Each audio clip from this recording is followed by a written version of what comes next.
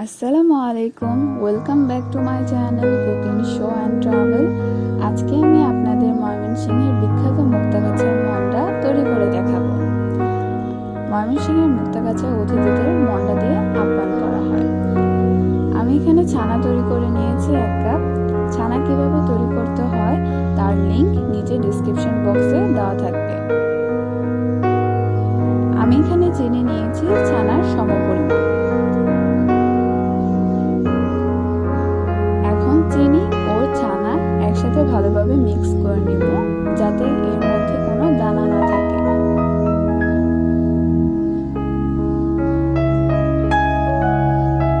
এখন এর মধ্যে আমি 1/2 কাপের মতো তরল দুধ দিয়ে দেব।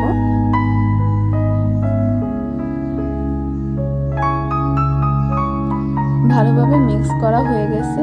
এখন এটাকে আমি চুলার আঁচে জাল দিয়ে নেব। চুলা আঁচটা হাই হিটে রেখে অনবরত নাড়তে থাকবেন, তা না হলে নিচ দিয়ে লেগে যেতে পারে।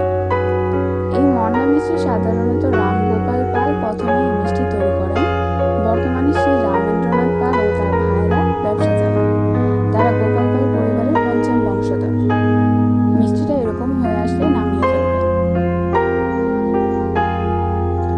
মিষ্টিটা গরম থাকা অবস্থায় তৈরি করতে হবে, তা না হলে শক্ত হয়ে যেতে পারে।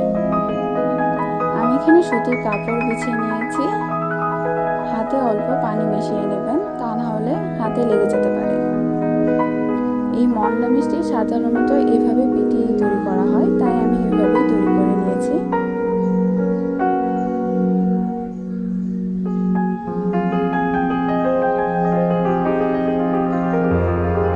মিষ্টিটা গরম থাকা অবস্থাতেই একটির সাথে আরেকটি এভাবে লাগিয়ে দেবেন, তা না হলে সহজে একটি আরেকটির সাথে লাগবে।